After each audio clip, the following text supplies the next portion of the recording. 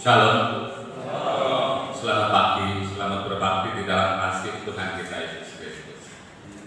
Di dalam kesempatan yang indah ini, mari kita bersama-sama datang menghadap Tuhan, memuji Tuhan, memuliakan nama Tuhan, nama Yesus yang agung yang patut kita muliakan. Kita bersama-sama memuji Tuhan dengan pujian, "Ku masuk ruang Maha Kudus."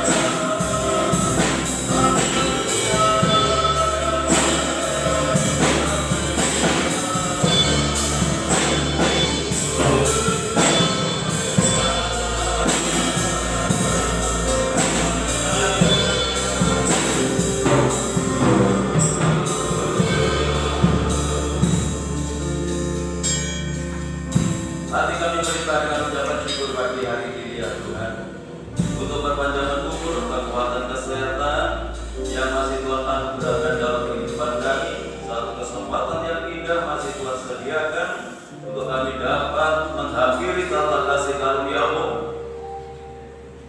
lewat ibadah pada saat pagi hari ini. Terima kasih Tuhan, Kau memberkati ibadah kami pagi hari ini mulai dari awal hingga selesainya. Lawat tamu Tuhan nyatakan di tengah-tengah umat-Mu yang sudah hadir pada pagi hari ini.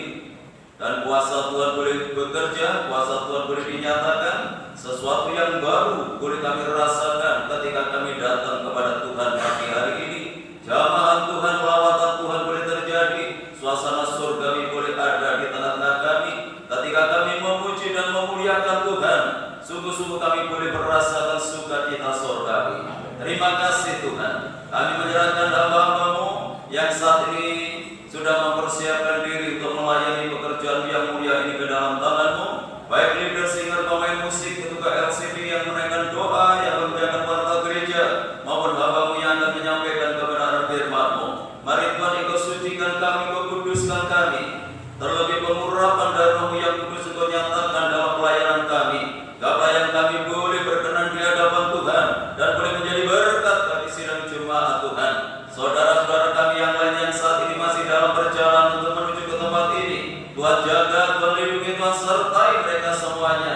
Segera tiba di tempat ini bersama kami untuk memuliakan Tuhan. Kalau pekerjaan kuasa kegelapan yang ingin mencoba mengganggu jalannya ibadah kami, bahkan ingin merebut berkat Tuhan yang Tuhan sediakan lewat ibadah ini, kami menyatukan hati bersama jemaat untuk memanggil nama-Mu, yaitu di dalam nama Tuhan Yesus Kristus. Dalam kuasa-kuasa yang bukan dari Allah dalam bentuk apapun, kami tolak dan patahkan kuasanya di dalam nama Yesus. Darah Yesus berkuasa, dan Roh-Mu yang kudus boleh menguasai tempat ini, menguasai hati dan pikiran kami, sehingga berkat Tuhan seutuhnya boleh menjadi bagian di dalam kehidupan kami. Tuhan berkati tiap gereja-gereja-Mu yang saat ini sedang mengadakan ibadah yang sama seperti kami lakukan pagi hari ini. Bagaimana Tuhan memberkati kami, Tuhan memberkati mereka semuanya, agar nama Tuhan dipermuliakan. Hanya di dalam nama Tuhan Yesus Kristus Kepala Gereja, kami serahkan segala doa kami buka ibadah kami pagi hari ini. Kalian siap untuk memuliakan Tuhan, mari bersama kita katakan amin. Silakan duduk kembali. Puji Tuhan, salam, haleluya. Ada sukacita pada pagi hari ini. Puji Tuhan, kalau kita bisa bersukacita, berarti kita bisa mensyukuri apa yang telah Tuhan berikan kepada kita. Kita puji Tuhan dengan pujian tak terbatas.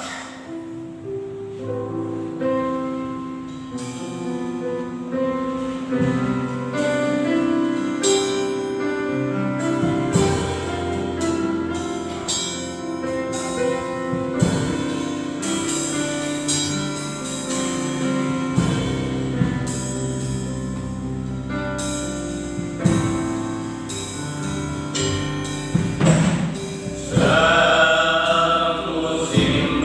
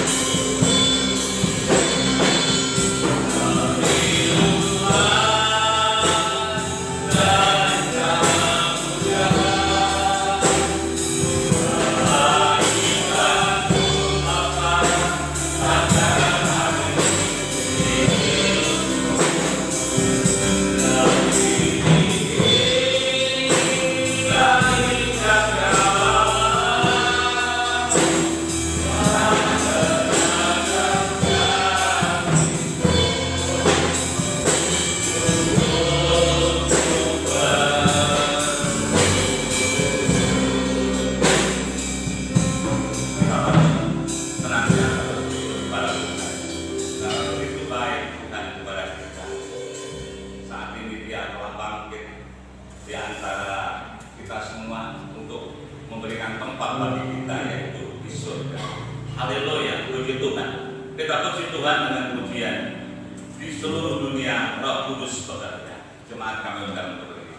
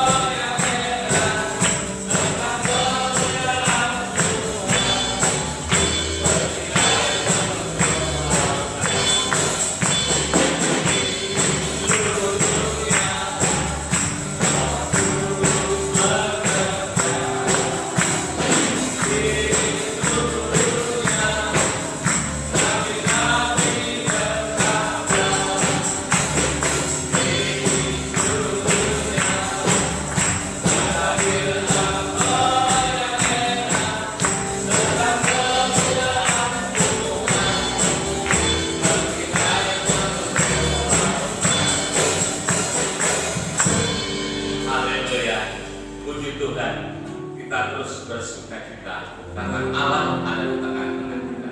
Kita pujikan dengan pujian Ku menang, Ku menang.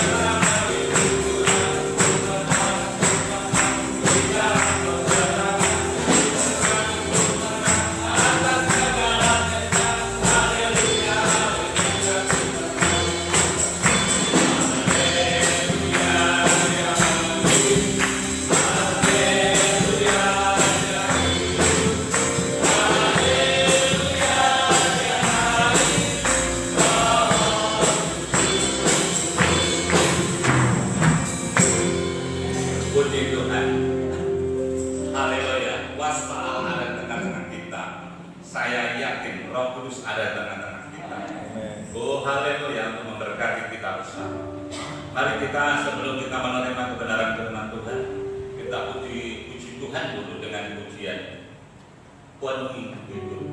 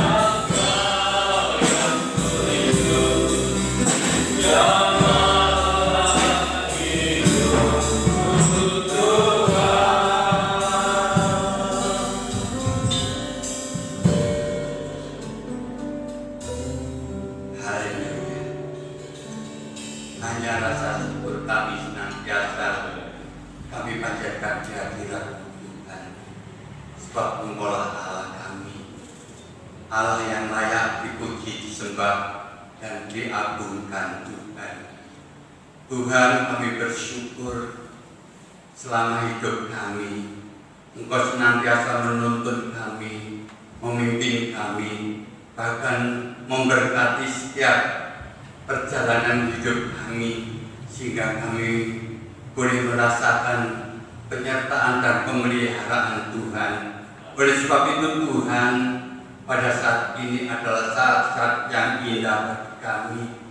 Boleh kami menghadap hadirat-Mu bersama jemaat-Mu Tuhan, untuk menyerahkan segenap hidup ini kepada-Mu Tuhan. Sebab kami menyadari di dalam keadaan dunia ini Tuhan, tidak ada satu jaminan bagi kehidupan kami, tetapi hanyalah Engkau sebagai Allah, kekuatan kami, harapan kami di dalam masa depan kami. Oleh sebab itu Tuhan, kiranya kuasai Tuhan tubuh roh jiwa kami, supaya kami bisa boleh senantiasa mendekat dan mendekat kepada-Mu Tuhan. Terlebih pada saat ini kami akan mendengarkan sebagian firman-Mu Tuhan. Kami haus akan kebenaran firman-Mu Tuhan. Penuhi hidup kami Tuhan, supaya Tuhan di dalam satu perjalanan kehidupan kami hanya berpegang teguh atas kebenaran firman-Mu Tuhan, sehingga kami tidak memandang dunia ini Tuhan, tapi tetap Tuhan pengharapan kami hanya kepada-Mu, masa depan kami hanya kepada-Mu Tuhan.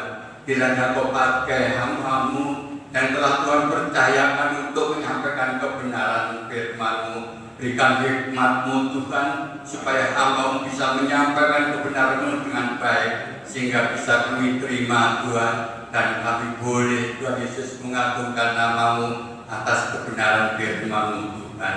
Dan Tuhan, apabila ada roh-roh jahat, roh iblis, roh yang sengaja mengganggu jalannya ibadah kami, tidak ada kuasa yang lebih besar kecuali kuasa Kristus sendiri. Oleh sebab itu Tuhan, kami bersatu hati di dalam nama Tuhan kami Yesus Kristus. Kiranya kuasa-Mu Tuhan menguasai baik ruangan ini terlebih ruangan hati kami.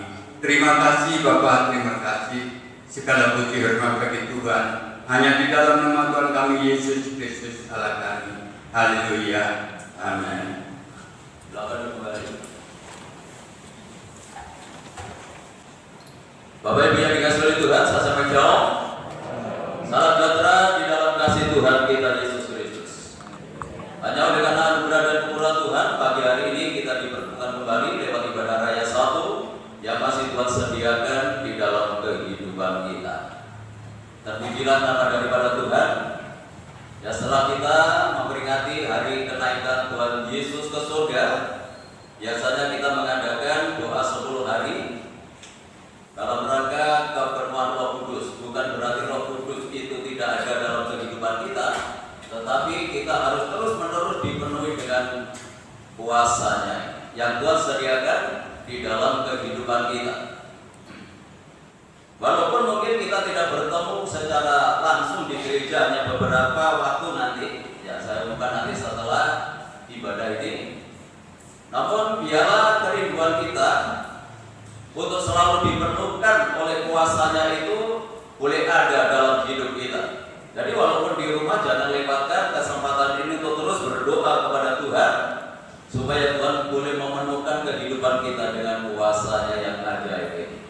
Ya, terpujilah nama daripada Tuhan. Tema kita pagi hari ini yaitu melayani dengan kuasa. Melayani dengan kuasa.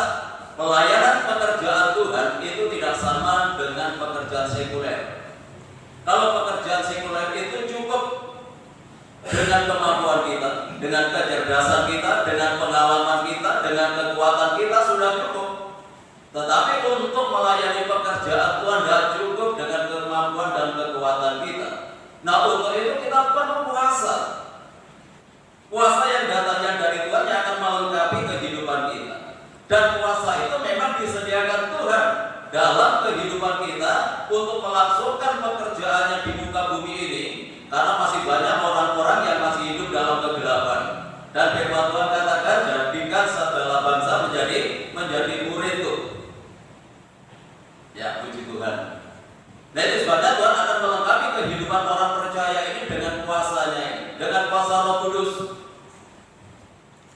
harus memenuhi di dalam kehidupan kita. Dan saya mengambil dalam Kisah Rasul pasal ketiga ini adalah kehidupan Petrus yang dipakai luar biasa oleh Tuhan. Petrus ini adalah seorang nelayan, seorang biasa. Dia tidak memiliki pendidikan yang cukup karena dia hanya sebatas seorang nelayan. Itu dijelaskan di dalam Kisah Rasul bahwa dia itu bukan orang yang cakap, bukan orang yang pintar, tetapi justru orang yang seperti inilah yang Tuhan ingin lengkapi, Tuhan ingin pakai untuk menjadi alatnya. Nah, untuk itu tidak ada alasan bagi kehidupan kita yang tidak bisa melayani Tuhan, karena Tuhan yang memberikan kemampuan di dalam kehidupan kita. Orang yang biasa dijadikan orang yang luar biasa seperti Petrus ini. Bapak Ibu yang dikasihi oleh Tuhan, bukan berarti Petrus ini kehidupannya sempurna sehingga dipakai luar biasa oleh Tuhan. Tidak. Dia adalah orang yang banyak kekurangan dalam hidupnya. Bahkan dia pernah menyangkal Tuhan dalam hidupnya. Dia adalah orang yang melukai hatinya, mengecewakan Tuhan. Tetapi Tuhan itu selalu menyediakan pengampunan ketika dia mau kembali kepada Tuhan. Dan Tuhan pakai hidupnya jadi seorang yang luar biasa.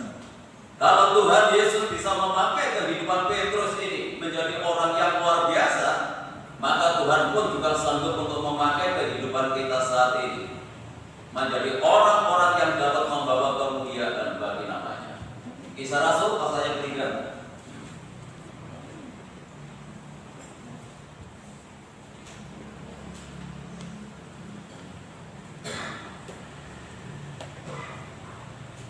Mulai ayat 1 sampai ayat yang ke-10. Pada suatu hari menjelang waktu sembahyang, yaitu pukul 3 petang, naiklah Petrus dan Yohanes ke bait Allah. Di situ ada seorang laki-laki yang lumpuh sejak lahirnya, sehingga dia harus diusung. Tiap-tiap hari orang itu diletakkan dekat pintu gerbang bait Allah yang bernama Gerbang Indah untuk meminta sedekah kepada orang yang masuk ke dalam bait Allah. Ketika orang itu melihat bahwa Petrus dan Yohanes tidak masuk ke bait Allah, ia meminta sedekah. Mereka menatap dia dan Petrus berkata, "Lihatlah kepada kami." Lalu orang itu menatap mereka dengan harapan akan mendapat sesuatu dari mereka. Tetapi Petrus berkata, "Emas dan perak tidak ada padaku, tetapi apa yang kupunyai kuberikan kepadamu. Demi nama Yesus Kristus orang Nazaret itu berjalanlah." Lalu ia memegang tangan kanan orang itu dan membantu dia berdiri. Seketika itu juga kuatlah kaki dan mata kaki orang itu. Ia melonjak berdiri lalu berjalan kian kemari dan mengikuti mereka ke dalam bait Allah, berjalan dan melompat-lompat serta memuji Allah. Seluruh rakyat itu melihat dia berjalan sambil memuji Allah. Lalu mereka mengenal dia sebagai orang yang biasanya duduk meminta sedekah di gerbang indah bait Allah, sehingga mereka takjub dan tercengang tentang apa yang telah terjadi padanya. Jadi Petrus ini menghadapi seorang yang lumpuh sejak lahirnya. Jadi sejak lahir dia itu lumpuh. Dia tidak bisa berjalan sejak lahirnya. Dia hanya bergantung kepada orang lain. Jadi orang lumpuh itu dia tidak bisa berdiri, tidak bisa berjalan. Hidupnya itu hanya bergantung kepada orang lain. Ini kondisi orang yang lumpuh. Jadi dengan kata lain, dia adalah anak Tuhan yang tidak punya pendirian. Jadi bergantung pada orang lain. Padahal berbicara masalah keselamatan itu tanggung jawab pribadi, bukan bergantung kepada orang lain. Walaupun saya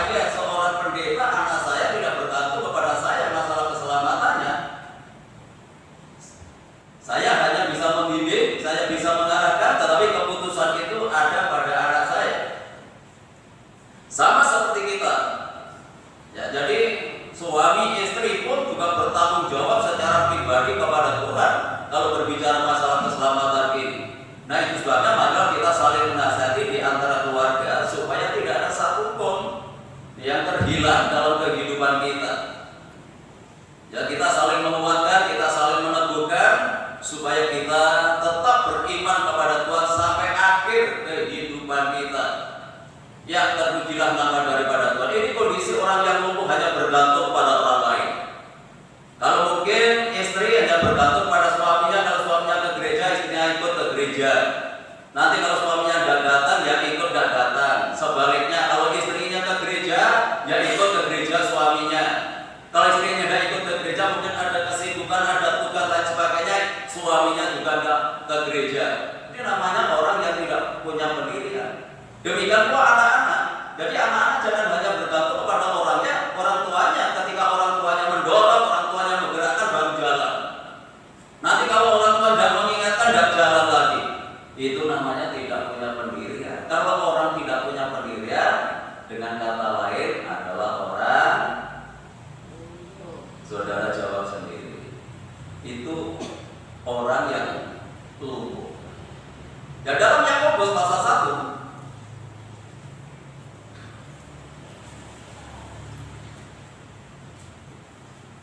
ini orang yang tidak punya pendirian.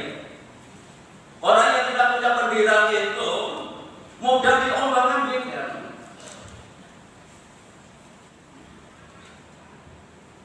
Ayat yang ke-6 sampai ayat yang 8. Hendaklah ia memintanya dalam iman dan sama sekali jangan bimbang, sebab orang yang bimbang sama dengan gelombang laut yang diombang-ambingkan kian kemari oleh angin. Orang yang demikian janganlah mengira bahwa ia akan menerima sesuatu dari Tuhan. Sebab orang yang berdua hati tidak akan tenang dalam hidupnya. Jadi sama ya. Orang yang tidak punya pendirian itu sama dengan orang yang bimbang, orang yang khawatir, orang yang takut. Sama seperti ya, gelombang laut yang diombang-ambingkan oleh angin kian kemari. Itu kondisinya. Dan orang yang seperti ini tidak akan mendapatkan apa-apa dari Tuhan. Nah, itu sebabnya mari kita teguhkan iman kita saat ini. Kita kuatkan iman kita saat ini. Kalau kita mungkin berdoa kepada Tuhan, yakinlah. Kalau saat ini belum, jangan pernah berhenti. Kalau kita belum mendapatkan. Itu sebabnya Tuhan Yesus mengajarkan kepada kita, ketuklah pintu, maka pintu akan dibukakan. Kalau belum dibukakan, ketok terus sampai dibukakan. Jangan putus asa. Jangan berhenti di tengah jalan, begitu mengetok 2-3 kali dan dibukakan pintu, sudah loyo, sudah pulang, nggak mau ngetok lagi. Nggak akan mendapatkan apa-apa. Ini namanya orang yang bimbang. Atau orang yang nggak punya pendirian. Orang yang punya pendirian ketika mereka berdoa nggak akan pernah mundur sebelum dia mendapatkan apa yang digumulkan dalam hidupnya. Kalau berbicara masalah pergumulan sama, semua orang mengalami pergumulan ini. Hanya pergumulannya itu berbeda-beda. Nah, itu sebabnya jangan pernah meragukan kuasa Tuhan. Jangan pernah bimbang akan jawaban Tuhan di dalam kehidupan kita. Justru sebaliknya, kalau kita tidak punya pendirian, kita tidak punya ketaguhan iman, kita tidak akan pernah mendapatkan apa-apa. Dan orang yang seperti ini tidak akan tenang dalam hidupnya. Yuk kita berubah. Kalau kemarin kita sudah mulai bimbang dengan kuasa Tuhan, mulai meragukan akan kuasa Tuhan karena pergumulannya belum terjawab, yuk kita bangkit, yuk kita semangat lagi, kita teguhkan iman kita. Jangan kita pernah bimbang, karena orang yang bimbang tidak akan mendapatkan apa-apa dari Tuhan. 1 Korintus pasal 15.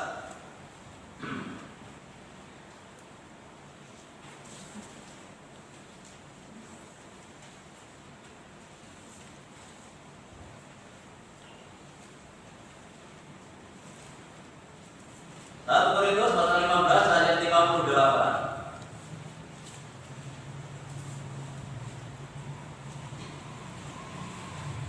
Karena itu saudara-saudaraku yang kekasih, berdirilah teguh, jangan goyah, dan biarlah selalu dalam pekerjaan Tuhan.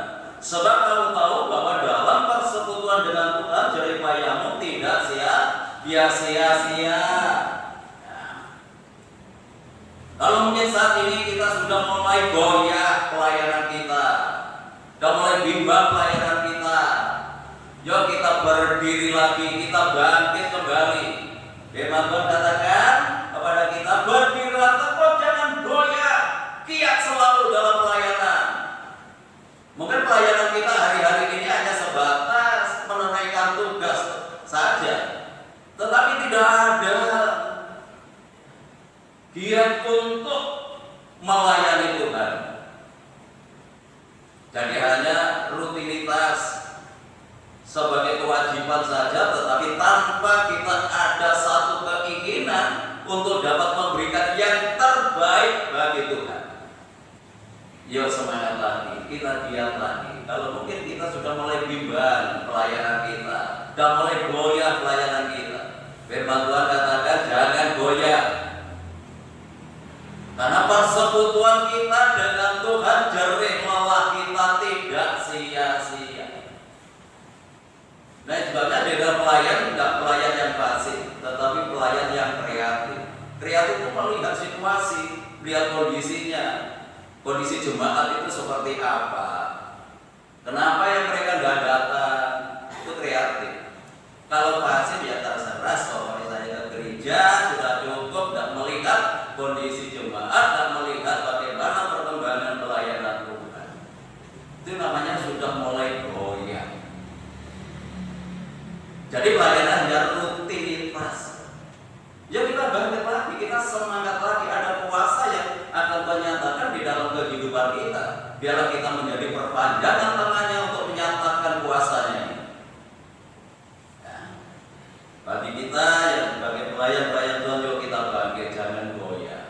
Jangan layani Tuhan hanya rutinitas, ya, tetapi menjadi pelayan yang kreatif. Apa yang perlu saya kerjakan, apa yang perlu saya lakukan untuk kemuliaan Tuhan. Percayalah janji ini, jerih lelah kita, cucuran keringat kita tidak akan pernah sia-sia. Kalau orang lain tidak memperhatikan kita, ada satu pribadi yang selalu memperhatikan jerih lelah kita untuk melayani Tuhan. Tuhan tidak pernah terlelap atas setiap pelayanan yang kita kerjakan. Itu sebabnya mari kita tetap semangat untuk melayani Tuhan. Jangan kita sama dengan orang yang lumpuh, yang tidak punya pendirian. Mari kita tetap semangat. Baik, semangat di dalam doa kita, semangat dalam pelayanan kita. Karena itulah yang Tuhan mau dalam hidup kita. Ini yang pertama, tanda kelumpuhan itu ketika orang itu hanya bergantung kepada orang lain. Yang kedua, mereka itu tinggal di halaman, namanya di pintu gerbang. Tadi kan tinggalnya di pintu gerbang. Pintu gerbangnya namanya pintu gerbang indah, pintu gerbang elok. Tetapi yang duduk di sana nggak elok, yang duduk di sana nggak indah. Sayang sekali. Karena ditempati orang yang lumpuh. Nggak ada keindahan di sana. Pintu gerbang namanya saja loh, pintu gerbang indah. Ya. Ini sangat luar biasa, ini mungkin bangunan Bait Allah satu yang sangat luar biasa sampai pintu gerbangnya ada namanya. Ya, pintu gereja tidak ada namanya. Ya. Pintu gerbang kita itu tidak ada nama, lalu saat itu tidak ada nama, diberikan nama pintu gerbang indah. Tetapi walaupun indah tetap di halaman. Ya, kalau kita mengenal tabernakel, itu ada halaman, ada ruangan suci, ada ruangan maha suci. Ruangan maha suci itu di mana Allah bertata. Tuhan menghendaki tidak hanya tinggal di halaman, harus kita naik. Harus kita tingkatkan kehidupan rohani kita ini. Ya, harus masuk dalam ruangan suci, bahkan masuk ke ruangan maha suci di mana Allah itu bertata. Kita kita bisa berjumpa, kita bisa bertemu secara pribadi dengan Tuhan. Jadi dengan kata lain, rohani kita harus terus kita tingkatkan. Nah, orang yang lupa itu bertahun-tahun ada di sana. Mulai sejak lahir, kalau ini berbicara masalah rohani, sejak percaya Tuhan Yesus, tetap ada di sana, tidak ada perubahan apa. Tetap di halaman, tidak bisa maju kehidupannya. Dan Tuhan tidak mengendaki kehidupan anak Tuhan itu memiliki kondisi rohani yang seperti ini. Yuk kita semakin kita tingkatkan kehidupan rohani kita, jangan puas kita di halaman. Yuk kita naik ke ruangan suci. Kita tingkatkan ibadah kita. Ya, kalau mungkin 1 minggu 1 kali ya ditambah. Di sini ada PA, di sini ada ibadah doa. Itu namanya ada peningkatan. Yang ketiga, pengharapannya itu hanya sebatas materi saja. Kan hanya minta apa? Saudara perhatikan pembacaan tadi. Mereka hanya minta apa? Sedekah. Dari tahun ke tahun. Tidak pernah bisa bersyukur kepada Tuhan. Dia hanya minta saja kepada orang. Sudah tidak ada yang lain. Dia hanya berharap kepada orang lain, hanya minta kepada orang lain. Dan apa yang diminta itu hanya sebatas materi saja. Dia tidak pernah minta yang lain, minta disembuhkan dan saudara pelajari ayat. Pernah dia minta kesembuhan? Enggak. Supaya orang lain menolong, menyembuhkan? Enggak ada. Harapannya itu hanya minta sedekah. Harapannya itu hanya sebatas materi saja. Jadi pengenalan kita kepada Tuhan itu jangan seperti ini, harus berubah. Ya. Walaupun materi kita butuhkan, firman Tuhan katakan apa? Jangan kamu khawatir. Carilah kerajaan surga serta kebenarannya lebih dahulu, maka yang lain akan ditambahkan. Itu hanya bonus, bukan tujuan kekristenan kita. Kalau tujuan kekristenan kita seperti ini, ya kita berubah, karena ini tanda kelumpuhan sedang terjadi dalam kehidupan kita. Dia tidak minta disembuhkan. Dia hanya minta sedekah, tercukupi kebutuhannya, sudah cukup mengikut Tuhan, sudah puas ke gereja, sudah puas dengan ini. Dan Tuhan ingin merubah konsep hidup yang seperti ini. Nah, sebabnya kehadiran Petrus, lanjut.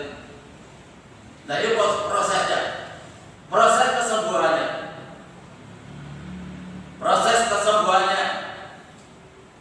prosesnya bagaimana? Fokus kepada nama Yesus. Ketika Petrus dan Yohanes datang ke bait Allah itu, ini kok berbeda? Ya mungkin saat ini pakai jas ini, mungkin nanti mendapatkan yang lebih gede. Ya. Itu harapannya orang tua seperti itu. Ketika Petrus dan Yohanes mau masuk ke dalam bait Allah, harapannya dia mendapatkan sesuatu yang lebih gede dari yang lain. Lalu Petrus sampai menyatakan apa? Emas dan perak aku tidak punya. Ya benar ya? Kalimat tadi mengatakan emas dan perak aku tidak punya. Mungkin yang diharapkan orang lumpuh itu hanya sebatas ini. Karena Petrus tentu berbeda dengan yang lain ketika dia masuk bait Allah. Jadi harapannya lebih gede, mendapat emas mungkin, mendapat perak mungkin. Karena yang lain biasanya hanya cukup memberi, tetapi Petrus dan Yohanes tidak seperti itu. Ya. Malah ditanya tadi, apa yang kamu minta daripadaku? Ditanya. Ayat 4, kita baca ayat 4. Mereka menatap dia dan Petrus berkata, lihatlah kepada kami. Lalu orang itu menatap kepada mereka dengan harapan akan mendapat sesuatu dari mereka. Loh, dan minta kesembuhan.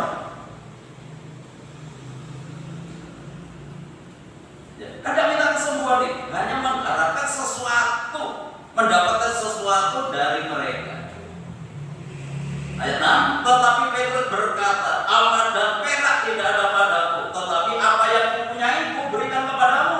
Demi nama Yesus Kristus orang Nazaret itu, berjalanlah.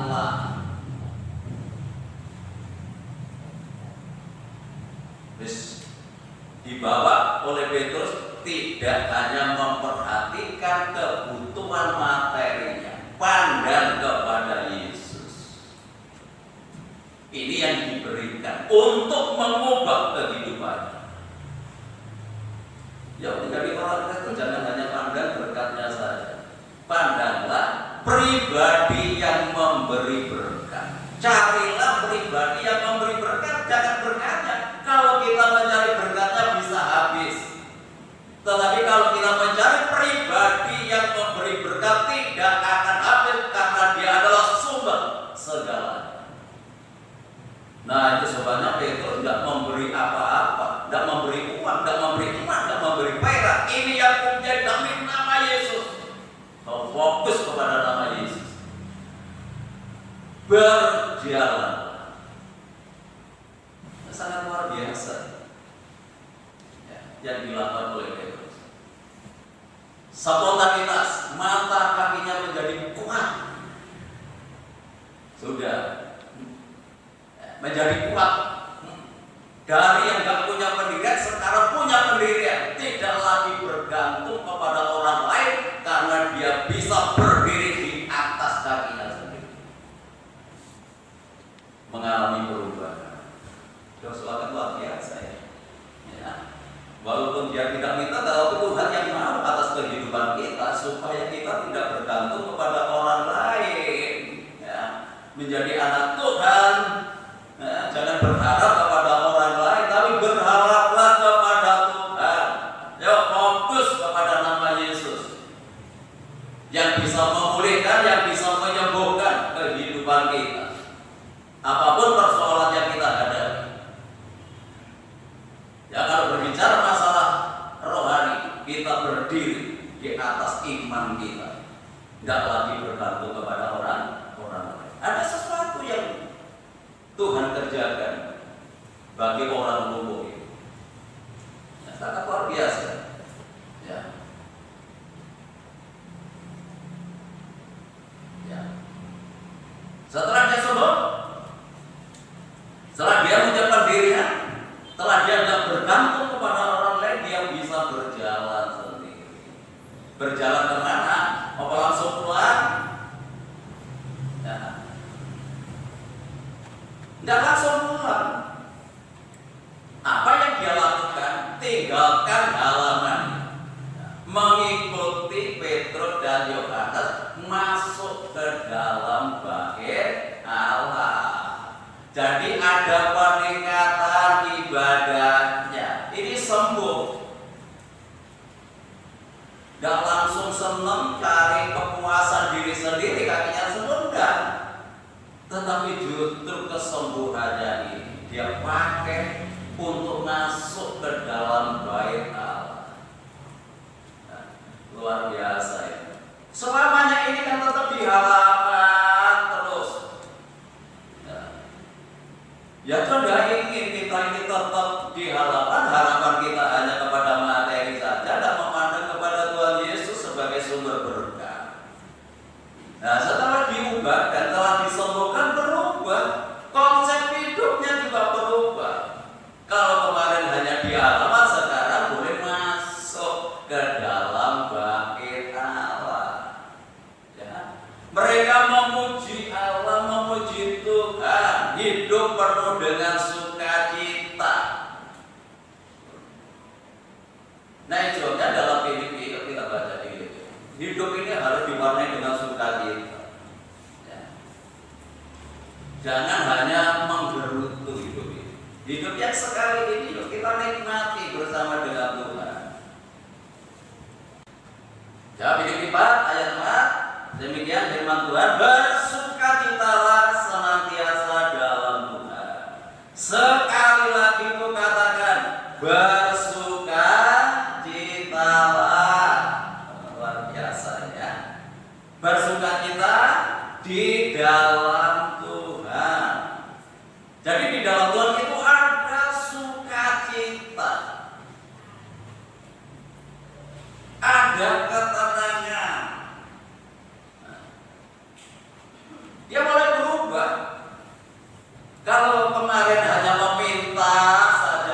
merasa kurang terus dalam hidupnya, setelah dia sembuh bisa memuji Tuhan. Kalau sudah mempelajari ini sebelumnya nggak pernah memuji Tuhan, walaupun bertahun-tahun ada di halaman Bait Allah, di depan pintu gerbang indah itu, nggak pernah dia memuji Tuhan, nggak bisa merasakan hadirat Tuhan. Ya. Setelah disembuhkan, dia masuk Bait Allah, mereka memuji Tuhan, mereka melompat-lompat memuji Tuhan. Ada sukacita, ada ucapan syukur dalam hidupnya. Jadi menjadi anak Tuhan itu jangan menggerutu terus. Ya, kita harus tetap semangat, walaupun pergumulan kita saat ini belum usai, tetapi tetap semangat, tetap bersuka cita. Bahkan Rasul Paulus menasihati, bersukacitalah. Ku katakan sekali lagi, bersukacitalah. Ya rupanya jemaat yang ada di Filipi juga mengalami kondisi yang tidak menyenangkan. Ya. Rasul Paulus mengatakan seperti ini, saat itu bukan berarti dia itu dalam kemewahan. Ya. Bukan dalam menghirup udara yang bebas seperti kita, dia dalam penjara, bisa menasihati jemaatnya. Bersukacita. Dia sendiri itu dalam tekanan, tetapi tetap happy, tetap sukacita dalam hidupnya. Ya, apalagi dalam kehidupan saya sebagai pemberita firman Tuhan, apapun yang terjadi dalam kehidupan saya tidak akan pernah dimimbar sampai mengeluh, sampai sabar. Kalau saya sebagai pemberita firman Tuhan sabar di mimbar ini, bagaimana jemaat? Saya tetap optimis, walaupun ada masalah, ada persoalan yang saya hadapi ketika saya di sini, saya tidak akan pernah mengeluh. Karena berita keluar itu tidak membangkitkan semangat. Walaupun saya banyak tekanan, tetapi tetap harus semangat membangkitkan jemaat yang mungkin hari ini di bawah tekanan, harus tetap semangat. Tetap bersukacita, tetap happy dalam menjalani hidup ini, nikmati hidup bersama dengan Tuhan. Jadi berbeda kalau orang itu rohaninya semakin naik, semakin dewasa, cara pandangnya pun berbeda. Walaupun secara materi kita hanya sebatas cukup, tetapi tetap ada sukacita dalam kehidupan kita. Ya, terpujilah nama daripada Tuhan. Yuk, terakhir, hidupnya berubah. Hidupnya berubah, membuat orang lain heran. Kisah Rasul, ya, yang terakhir. Ayat yang terakhir, ayat yang ke-10. Lalu mereka mengenal dia sebagai orang yang biasanya duduk meminta sedekah di gerbang indah Bait Allah, sehingga mereka takjub dan tercengang tentang apa yang telah terjadi padanya. Yang terjadi padanya bukan hebatnya Petrus, bukan.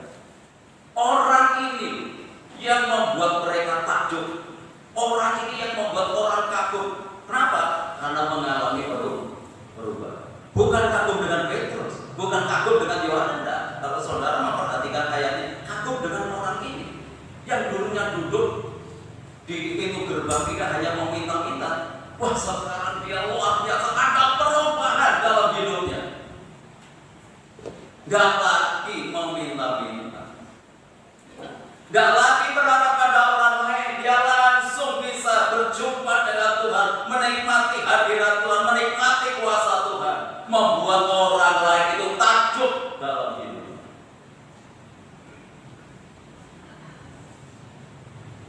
Tentu akan membawa kemuliaan nama Tuhan. Jadi bukan pendetanya yang dikagumi, ketika jemaat ada perubahan, saudara membuat orang itu takjub. Juga bukan Pak Cornelius yang takjub.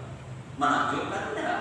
Ketika saudara berubah, saudara membuat orang itu takjub atas perubahan yang sedang terjadi.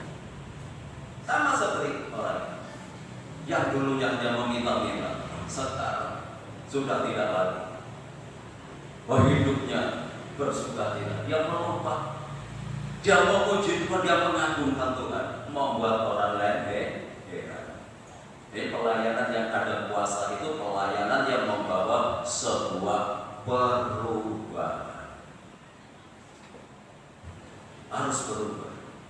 Dan saya ingin selalu menyampaikan berita yang bisa mengubah jemaat ini.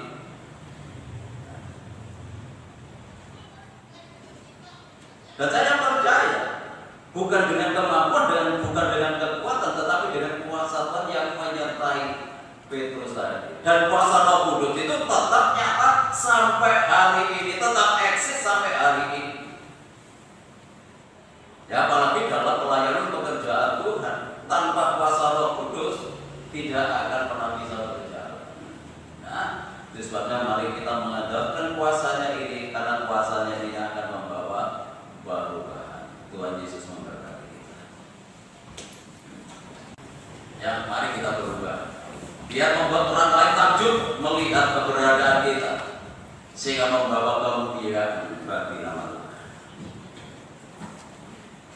Berkaryalah Roh Kudus di sini. Berkaryalah dengan kuasa.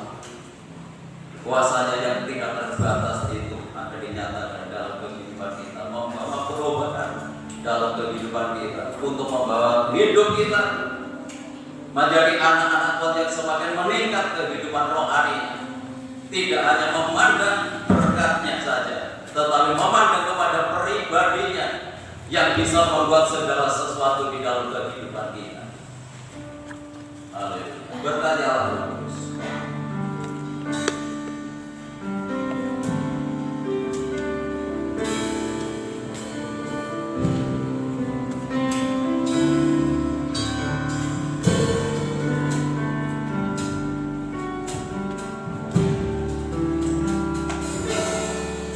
Berkaryalah Roh Kudus di sini. Amin. Haleluya.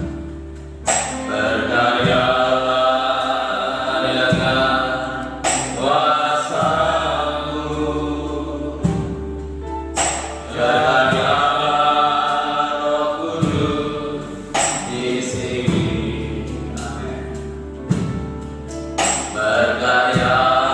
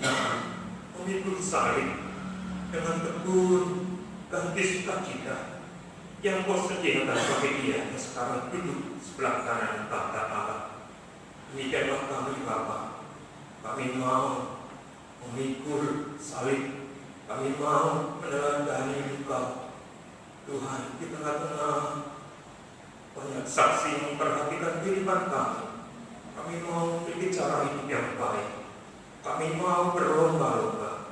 Kami mau mengerjakan apa yang perlu untuk kami kerjakan di sisa waktu yang Kau sediakan bagi kami, di kesempatan hidup yang percayakan bagi kami. Kami mau mempertanggungjawabkan Bapa.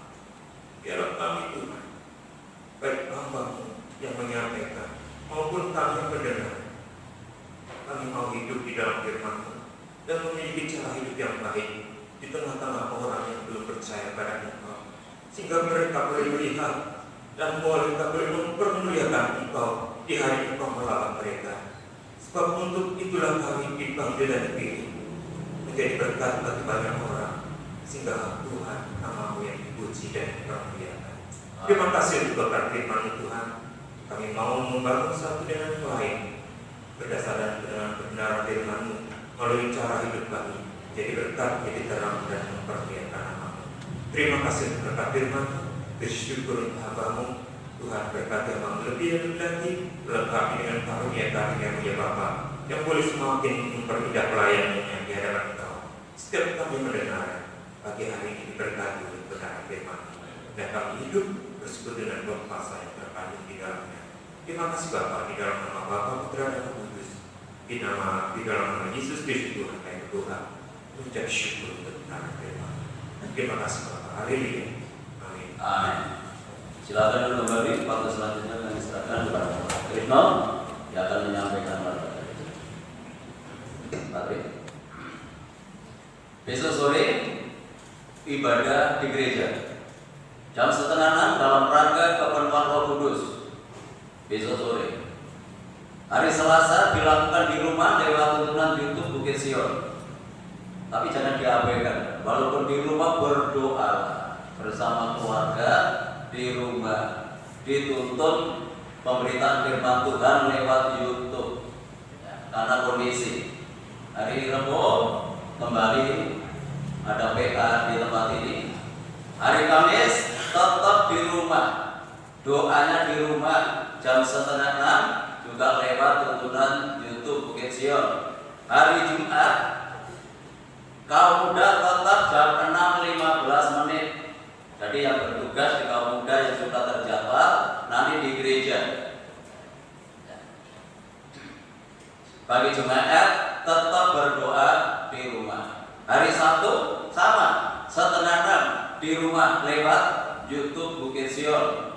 Lalu yang bertugas musik leader sehingga ya tetap bisa berlatih. Ya, terima kasih untuk kegiatan ibadah kita dalam minggu. Tidak ada pengertian lain, saya bukan semua korban berdiri. Mari kita akhiri pada kita pada pagi hari ini dengan pujian Muliawan Nama-Mu Tuhan.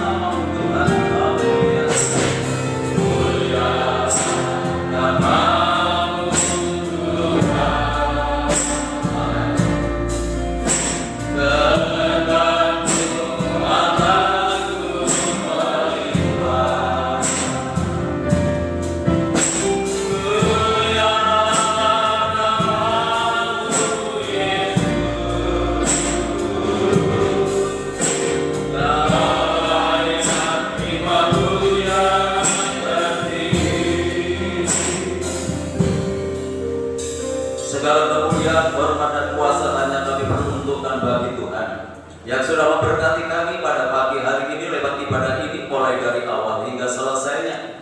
Sebelum kami tinggalkan tempat ini, kami telah berdoa untuk kesehatan Ibu Gembala. Kami serahkan Ibu Karunia, Ibu Yaya, saudara-saudara kami yang lain yang saat ini masih bergumul dengan kondisi kesehatannya. Mari Tuhan turunkan tangan kuasa-Mu, jamah mereka yang sakit di dalam nama Yesus Kristus, yang sakit disembuhkan, yang sakit dipulihkan. Kuasa pilihan Tuhan Yesus sanggup memberikan kesembuhan. Bapak Ibu kami yang sudah berusia lanjut, biarlah Tuhan tetap anugerahi dengan kekuatan dan kesehatan. Kelanjutan pembangunan tempat parkir dalam kami serahkan. Tuhan buka jalan, menggerakkan orang-orang yang terbeban untuk pelayanan ini, sehingga pembangunan ini dapat dilanjutkan, dapat terselesaikan dengan baik, dan boleh membawa kemuliaan bagi nama-Mu. Berkati hamba-Mu yang sudah melayani pekerjaan pagi hari ini, bahkan Tuhan semakin memperindah pelayanannya di hari-hari yang akan datang. Kami menyerahkan lingkungan kami, kota kami, bangsa dan negara kami dalam tangan-Mu. Tuhan berkati dengan ketenangan, kedamaian dan kesejahteraan. Bapak Presiden bersama wakil dan jajarannya, demikian pula pemerintah yang ada di daerah, diberikan hikmat oleh Tuhan, diberikan kemampuan untuk dapat membawa bangsa ini lebih baik lagi dari hari ini. Upaya pemerintah untuk memutus rantai penularan COVID-19 dengan menurunkan vaksin, Tuhan berkati. Demikian pula setiap masyarakat untuk melakukan segala aktivitasnya agar sungguh-sungguh memperhatikan protokol kesehatan, sehingga upaya pemerintah ini dapat berhasil, sehingga negeri ini segera bebas dari pengaruh COVID-19. Kami menyerahkan seluruh sidang jemaat-Mu ke dalam tangan-Mu, baik yang hadir begini ini maupun yang tidak hadir, baik yang ada di dalam kota, di luar kota. Tuhan tetap jaga, lindungi, serta tuntun dan bimbing mereka. Tuhan tetap hidup dalam kekudusan dan kebenaran dimanapun mereka berada, selalu membawa nama Tuhan dipermuliakan. Taruhkan hati yang setia dan mengasihi kepada Tuhan. Rumah tangga, keluarga, kehidupan ikat jemaat Tuhan berkati dengan ketenangan, kedamaian dan kesejahteraan. Kalau usaha pekerjaan, tugas dan tanggung jawab yang mereka lakukan, Tuhan buat berhasil dan beruntung. Peliharakan seluruh jemaat-Mu dalam kasih-Mu, sehingga tidak ada satu rumah tangga pun yang hidup di dalam kekurangan, oleh karena pemeliharaan daripada Tuhan yang ajaib. Bagi sidang jemaat-Mu yang sudah memberikan persembahannya, mengembalikan perpuluhannya, Tuhan kembalikan berlipat kali ganda sesuai dengan janji firman-Mu. Sebentar lagi kami akan tinggalkan tempat ini kembali ke rumah masing-masing. Tuhan jaga, lindungi, sertai kami dalam perjalanan, tiba di rumah dengan selamat, tidak kekurangan sesuatu apapun.